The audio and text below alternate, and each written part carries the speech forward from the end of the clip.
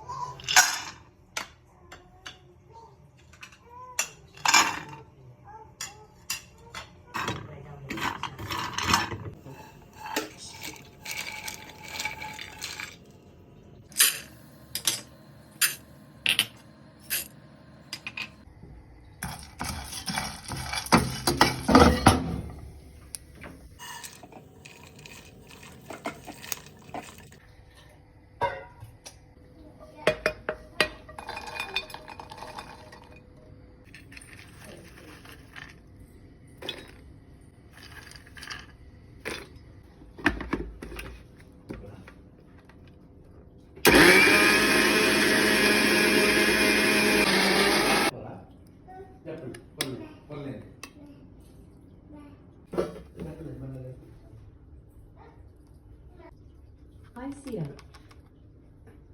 Alex.